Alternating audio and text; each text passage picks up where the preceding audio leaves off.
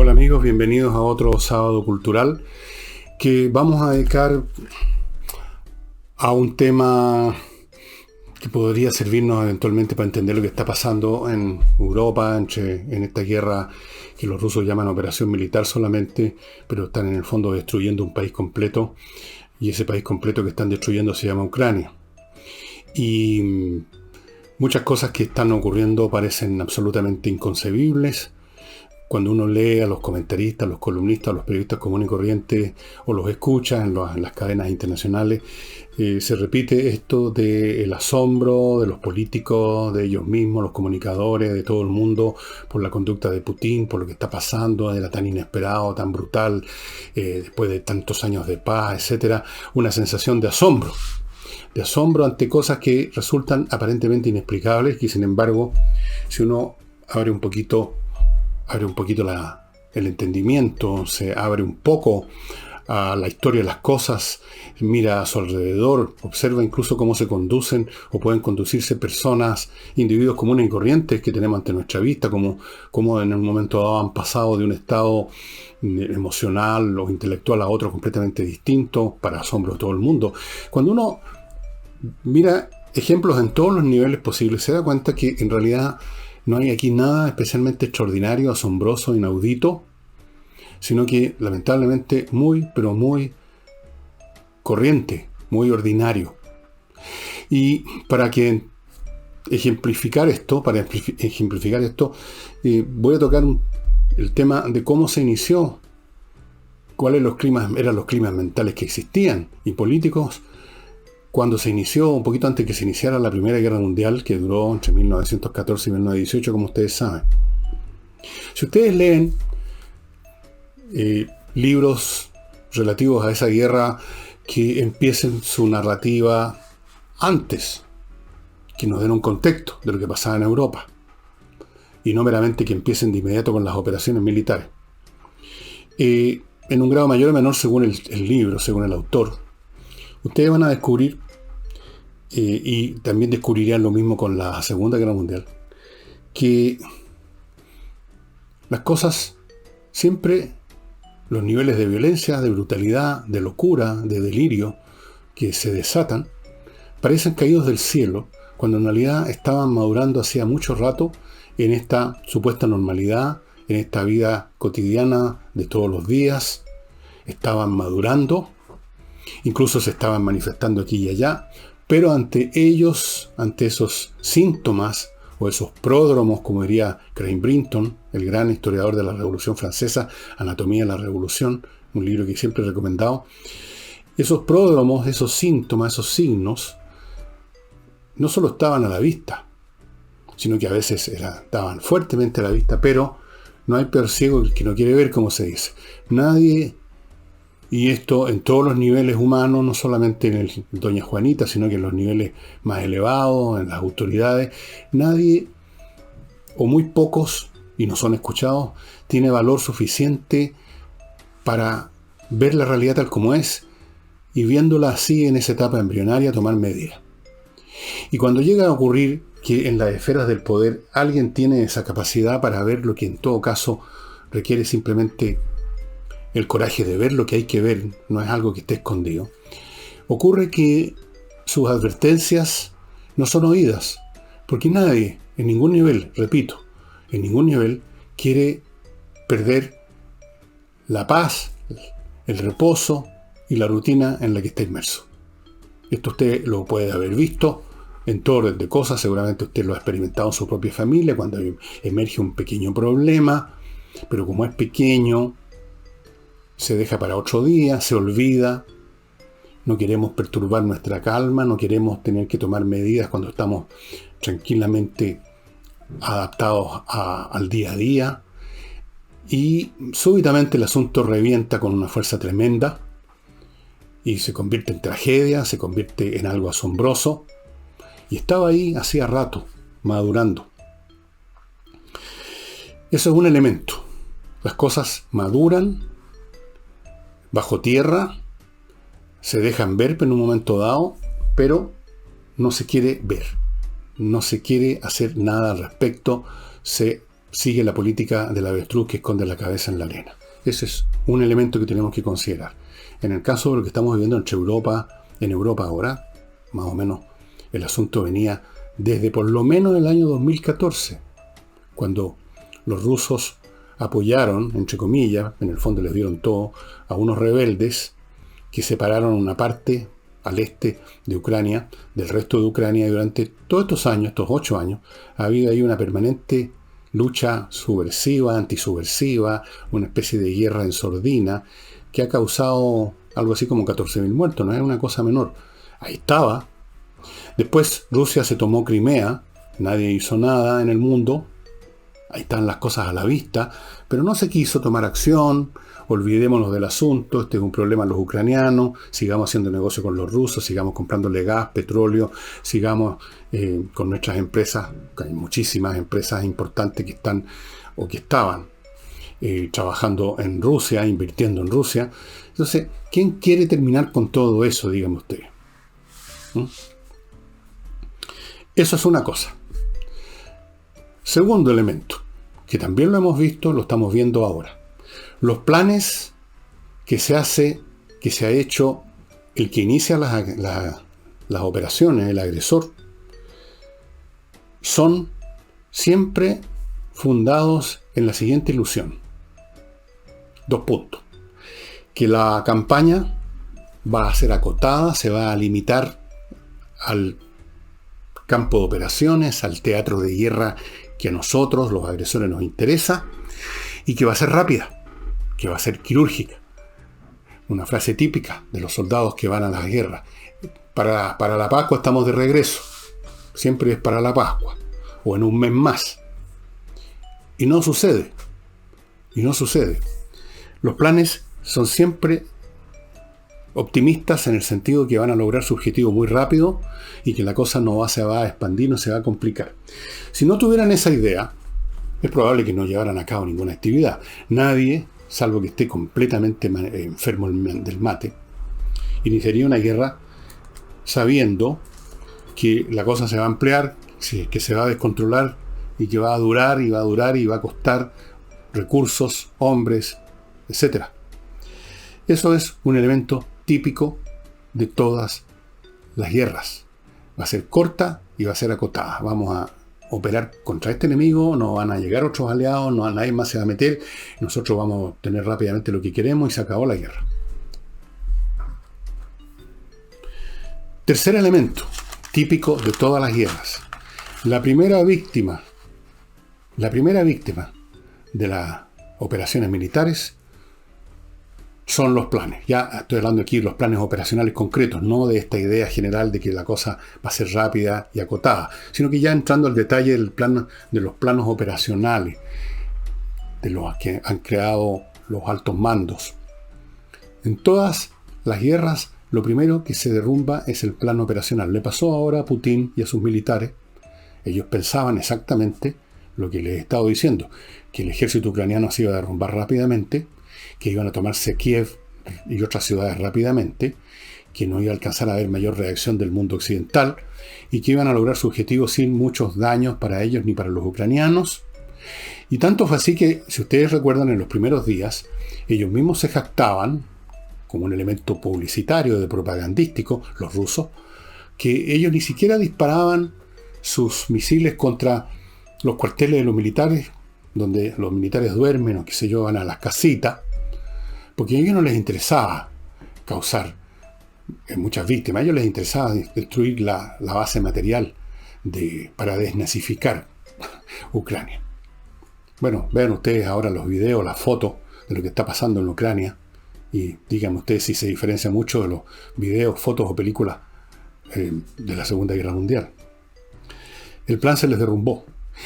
Volviendo a la Primera Guerra Mundial ahora, ¿cuáles eran los planes de los contendientes? Los planes operacionales que se habían hecho, a veces con años de anticipación, los altos mandos. Les voy a contar de inmediato, después de mi primer bloque, que lo inicio con ICG Chile.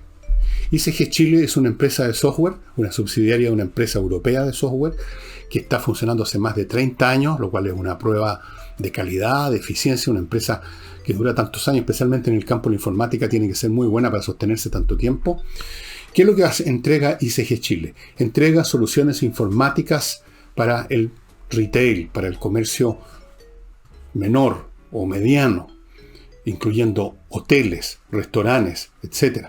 Es un software espectacular, primero porque es fácil de manejar, es intuitivo, uno no necesita estudiar un manual de este gordo, de este grueso, para aprender a usarlo.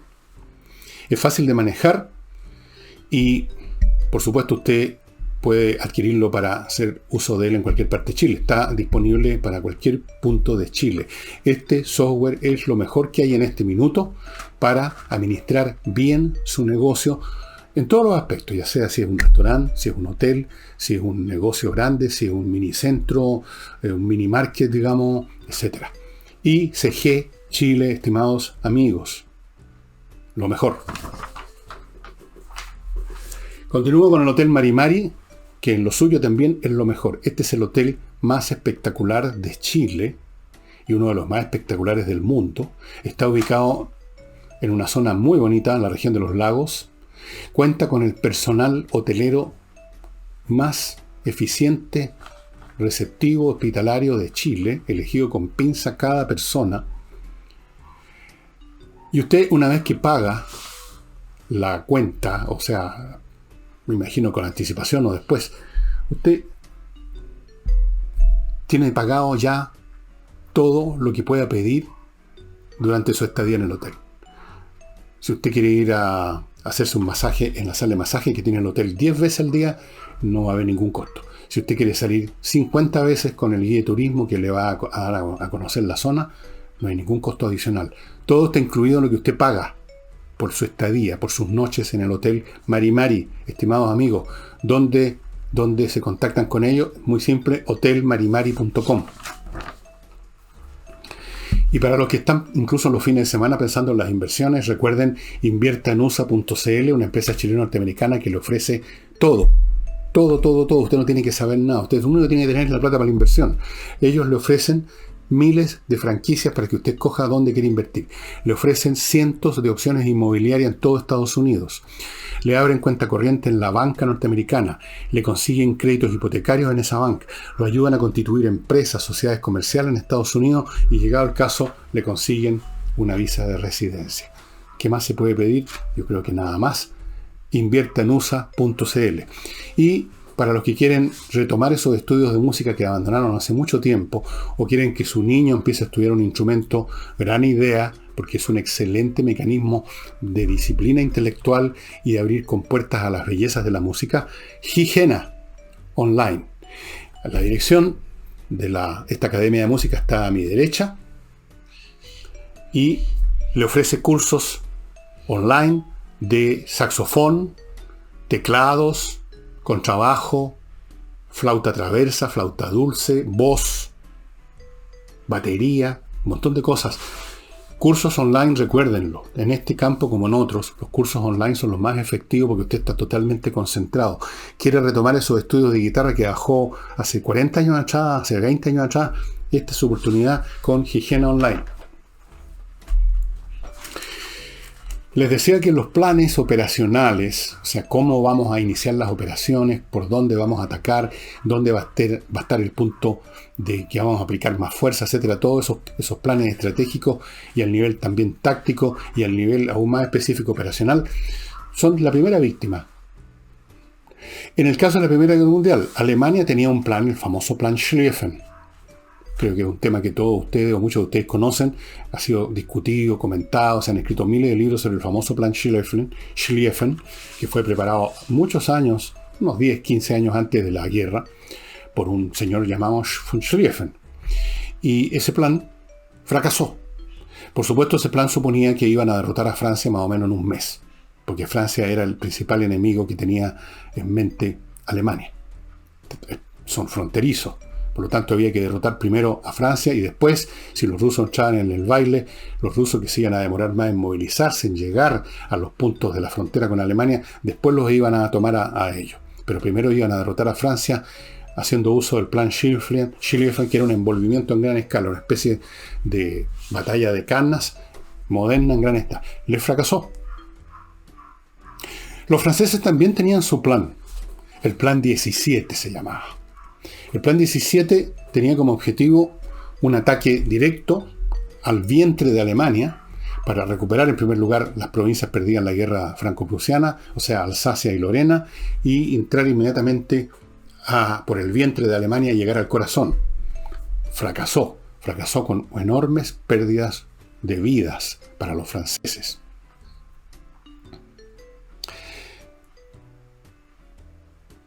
Los planes rusos también fracasaron. Los planes rusos también fracasaron y sufrieron unas tremendas derrotas. Todos los planes iniciales fracasaron, estimados amigos.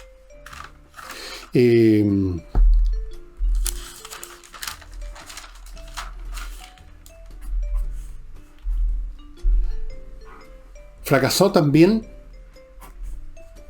ya más a entrar a la guerra, porque se siguieron creando planes en distintos momentos.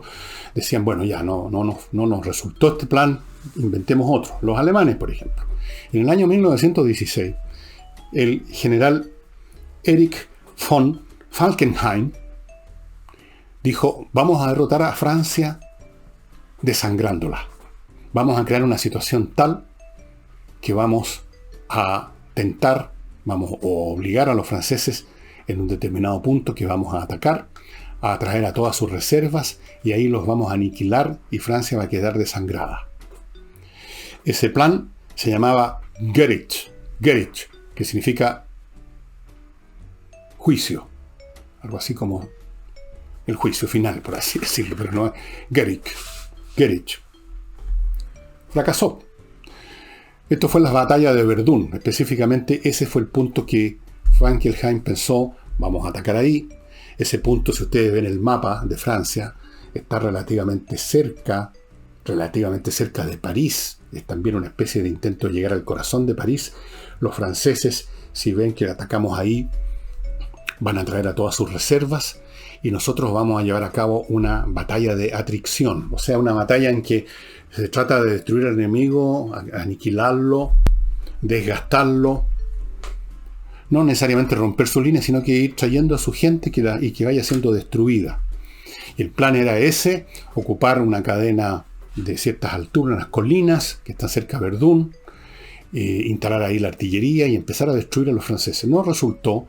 La historia de la batalla de Verdún, ustedes si están interesados, que fue la batalla más larga de la Primera Guerra Mundial. La pueden encontrar en montones de libros que tratan de esa, que la narran. Fue muy sangrienta.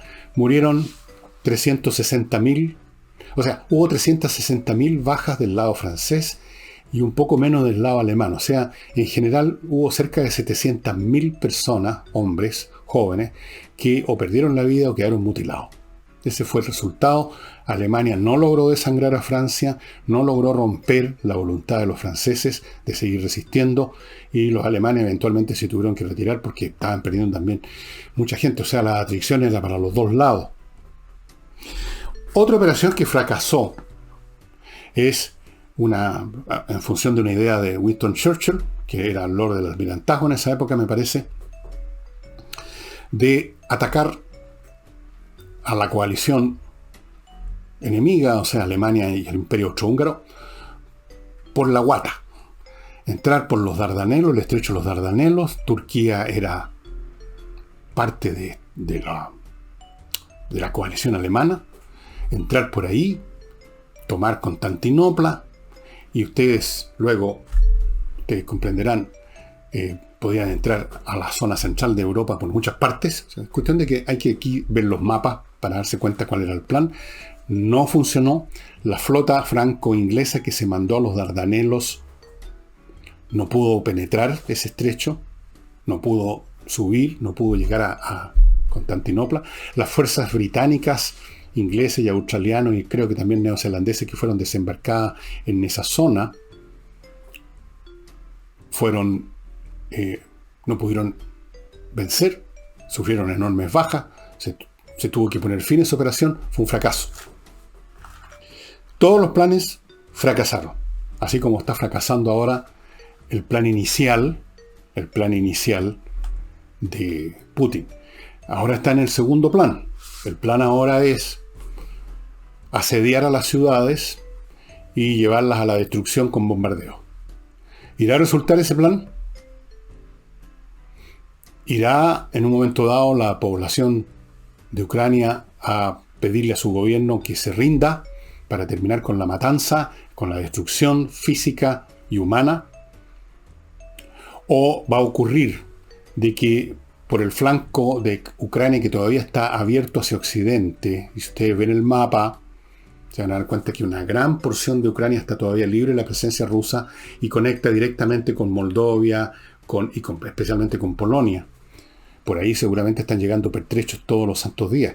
En una de esas, los pertrechos que les están llegando les pueden permitir a los ucranianos hacer algo más que estar, digamos, atrincherados en los escombros de las ciudades e ir más activamente a atacar a los soldados rusos que están un poco echados para atrás en estas zonas alejadas de las ciudades, esperando que la artillería por su sola cuenta termine el trabajo. En una de esas, si yo fuera el general ucraniano y tuviera recursos, haría un ataque, y probablemente los ucranianos están haciendo pequeños ataques por lo menos para atacar a estas fuerzas rusas que están detenidas, que se empiezan a relajar, empiezan a perder, digamos, el ánimo combativo, el poco que podían tener, porque no hay operaciones, y entonces podría ser que los ataquen. ¿Quién sabe lo que puede ocurrir? ¿Quién sabe lo que puede ocurrir?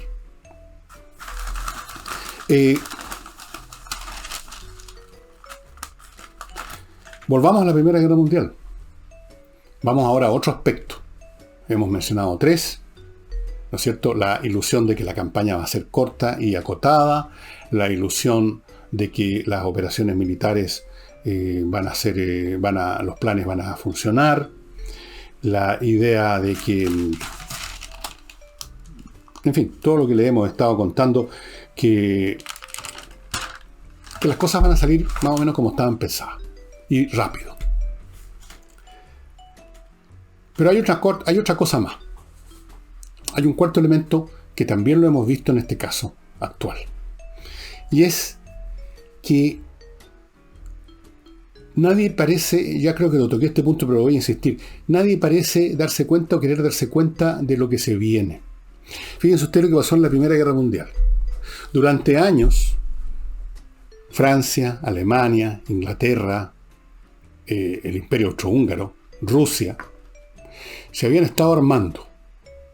Había habido incluso una carrera armamentista entre Inglaterra y Alemania en la construcción de barcos de guerra, de barcos de batalla. Los ejércitos eran cada vez más numerosos. Las armas eran cada vez más letales. Habían alianzas. Los ingleses habían llegado con los franceses a una especie de alianza, no militar, yo diría semi-militar, que se llamó la Entente Cordial, la Entente Cordial. Eso se oficializó en 1904. Francia, antes de eso, había entrado en una alianza con Rusia, de defensa mutua, etcétera. Si lo atacan a usted, nosotros lo ayudamos, etcétera. Los alemanes tenían también una fuerte relación con el Imperio Austrohúngaro y con Italia. Todas las coaliciones estaban formadas de antemano. Todas las partes tenían ya grandes pertrechos militares que se iban acumulando año tras año.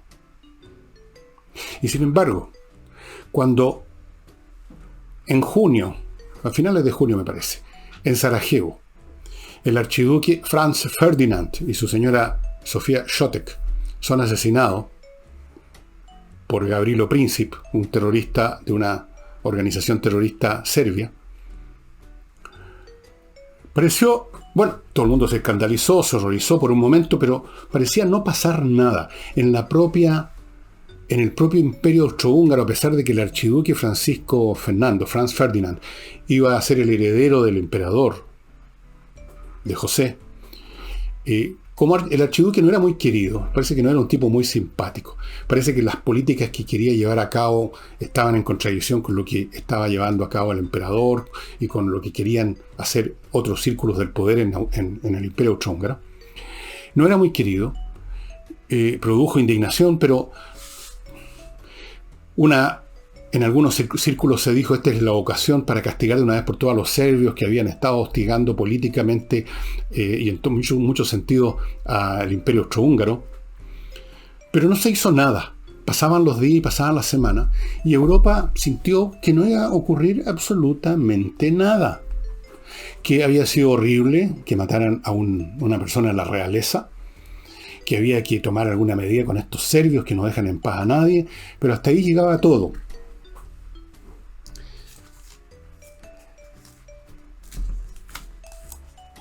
Pasaron las semanas, el público común y corriente no tenía idea, comenzó la situación a olerse mal, empezó a oler a quemado, empezaron las maniobras diplomáticas, empezaron a intercambiarse telegramas en esa época,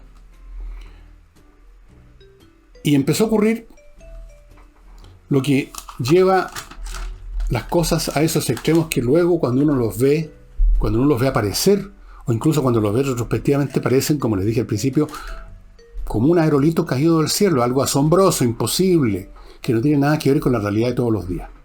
¿Qué pasó? Se desencadenó lo que por aquí llamé el frenesí de la dialéctica, que ya voy a explicar a qué me refiero luego de este último bloque comercial. Les recuerdo, amigos, lifebalancechile.com. Es una empresa que se encarga de entregarle a sus clientes una guía alimenticia luego de hacer cosas únicas e inéditas en Chile. Lo visitan, por ejemplo, a su hogar con todo un equipamiento de electrónico y de máquinas para medir todas las variables de su cuerpo. Lo hacen, conversan con usted, cuáles son sus problemas, qué es lo que usted quiere, y luego de todo eso, recién en ese momento, le entregan a usted una guía alimenticia, como ustedes comprenderán, completa, total y absolutamente personalizada. No una dieta genérica que está buena para todo el mundo, para usted. Fuera de eso, de entregarle esa pauta alimenticia, usted va a tener contacto con ellos todos los días, todo el tiempo. Línea abierta 24 horas, 7 días a la semana, todo el año. Cualquier consulta que usted quiera hacer, qué sé yo, oiga, miren, estoy fuera de Chile, o estoy fuera de mi casa y me están ofreciendo un guachalomo con huevo frito, ¿qué le parece? ¿Que puedo comerlo? ¿Qué pasa si lo como? ¿Cómo compenso eso si lo como? Lo que sea que usted te quiera preguntar. lifebalancechile.com. Estimado amigo, esto es completamente distinto a ir a un nutricionista común y corriente que le entregue una especie de una cartilla que a lo mejor se la entrega a todo el mundo por igual. No, esto es para usted. Y continúo con Oxinova, este producto que ustedes ya conocen, este polvito casi mágico que usted lo echa en 1 litro de agua y al cabo de 20 minutos, media hora se ha creado una colonia de bacterias y luego con este líquido, con una colonia de bacterias, usted lo echa allí donde quiere terminar con los malos olores, por ejemplo un pozo séptico, y se acabaron los malos olores porque estas bacterias se comen a las que producen malos olores. Esto es extraordinariamente útil para situaciones como esa casa que usted tiene o en el campo, en la playa, que no tiene salida de alcantarilla, se va juntando los excrementos en el pozo séptico, eso es lo que ocurre, es una letrina en realidad, y el olor empieza a ser como para voltear a un caballo, patas para arriba. Con este producto se acaban los problemas. Con este producto usted también puede acabar con los problemas de mal olor en su casa, en Santiago, en la ciudad donde usted vive, incluso en una casa con salida de alcantarilla, porque igual a la larga se van acumulando sustancias orgánicas por todos lados y empiezan los malos olores. Usted echa esto en el vertedero de la cocina, en la cámara, en el water, en el lavatorio, en la tina de baño y santo remedio también, se acaban los malos olores. Esto dura varios meses el efecto. Cuando se empieza a terminar el efecto, usted simplemente agarra otro sobre y repite la operación.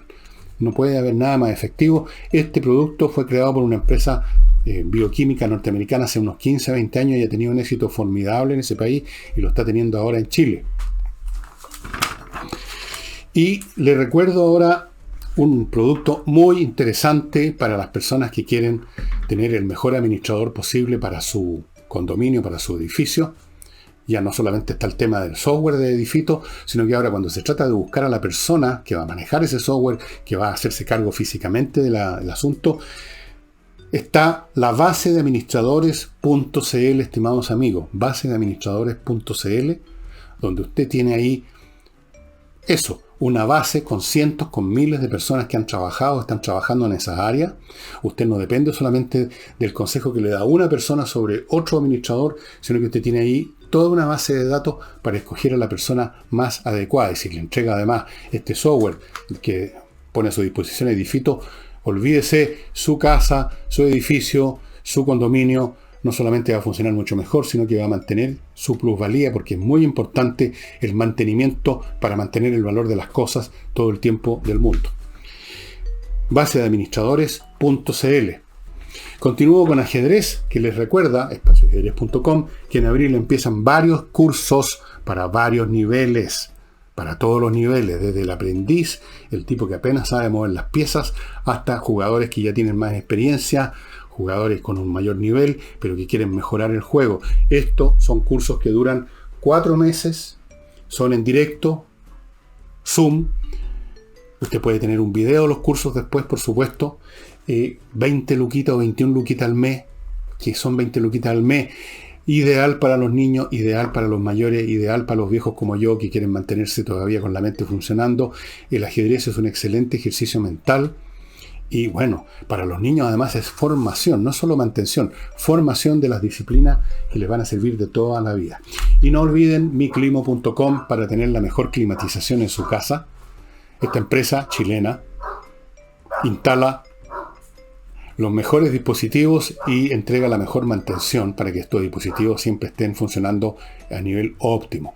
Por eso, Miclimo recibió hasta el momento 2 premios de calidad, 2 premios internacionales de calidad. Miclimo lo recibió, no otras empresas. Hay muchas empresas que ofrecen aparatos parecidos, pero no son los mismos y desde luego no ofrecen esta mantención. Miclimo.com. Con el frenesí de la dialéctica me refiero a algo muy simple y que cuando uno lo tiene en mente se hace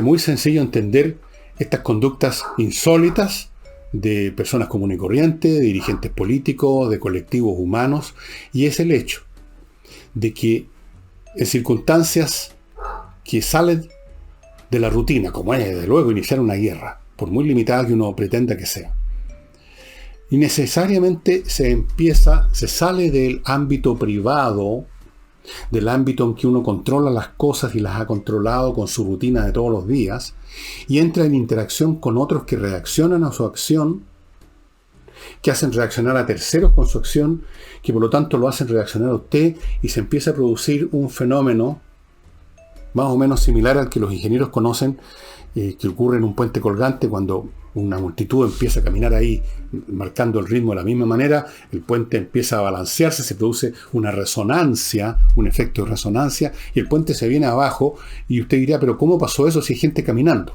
Sí, pero están interactuando. Y la interacción hace que los movimientos, los fenómenos crezcan en amplitud, en intensidad, se amplifiquen.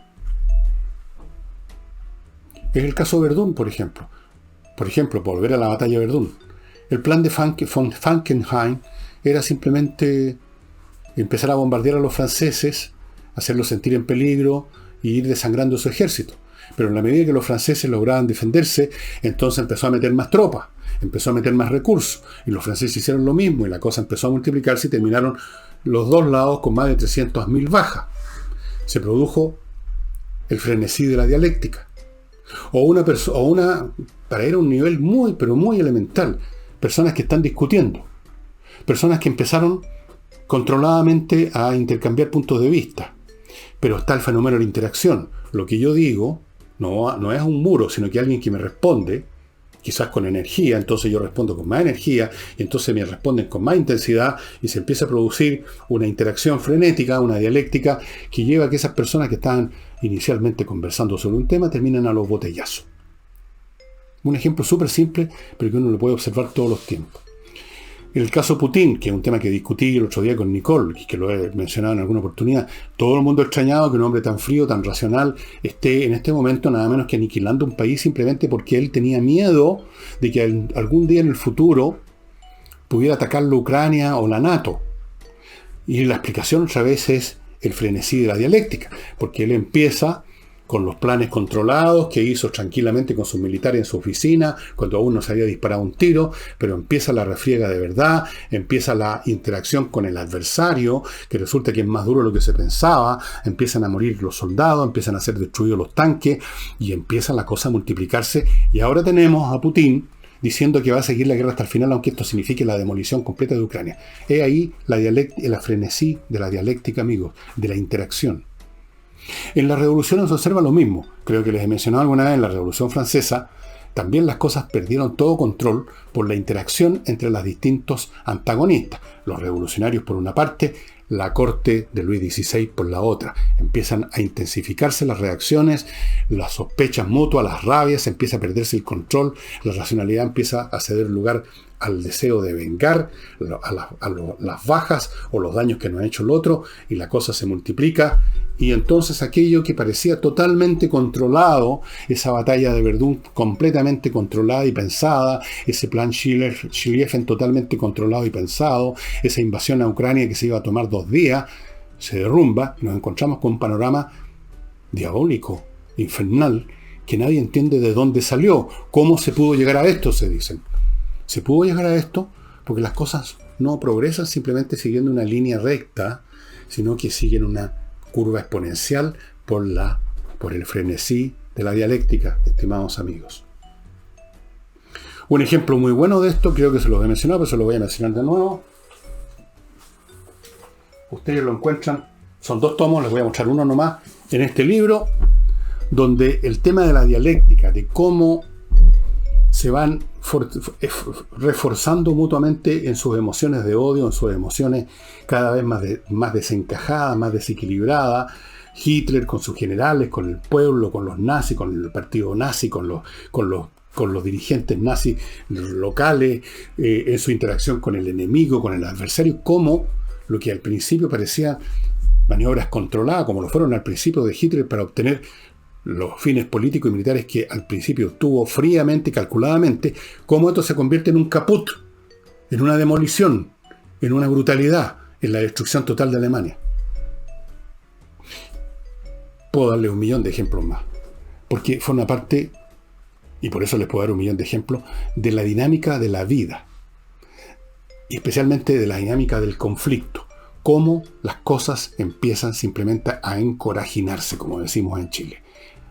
Cómo los cálculos iniciales, vamos a llegar hasta aquí, vamos a hacer esto, tenemos los planes bien calculados, el enemigo va a hacer lo de más allá, todo eso se derrumba, empieza esta interacción, las cosas van creciendo, los odios van aumentando, los deseos de venganza, la rabia, la sensación de que ya hemos perdido tanto que podemos perder más, pero tenemos que seguir adelante, es lo que le pasa a Putin ahora.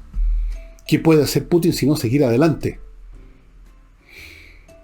Salvo que finalmente lo terminen por defenestrar, es una posibilidad, por supuesto, o que haya una rendición, pero igual ya va a haber transitado un camino delirante.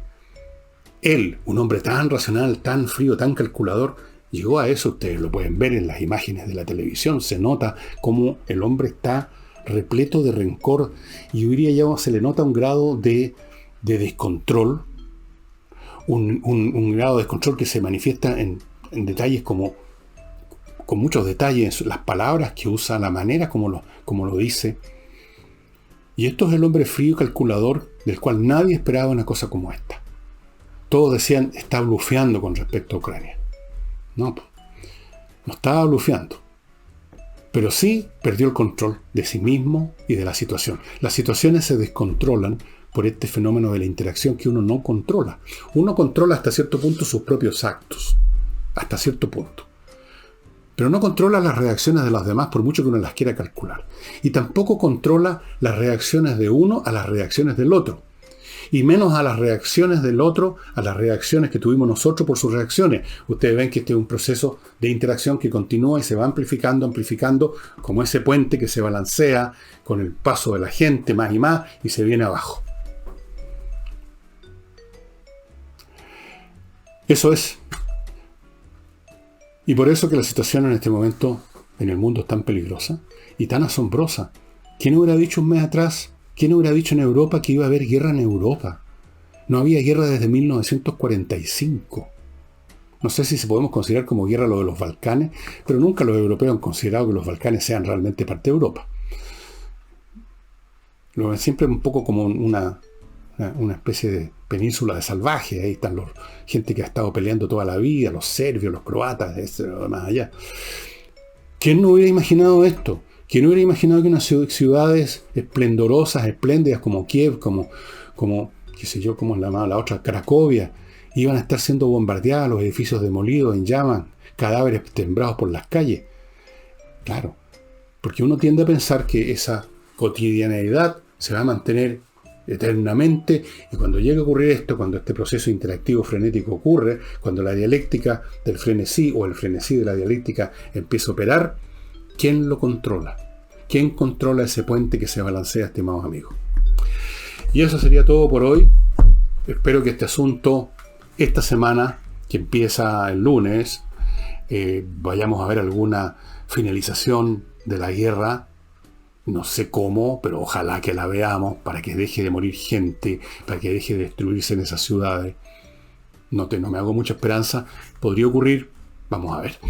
Y eso sería todo por hoy, estimados amigos. Muchas gracias. Nos estamos viendo mañana domingo con Álvaro Sala. Volvemos con Álvaro Sala.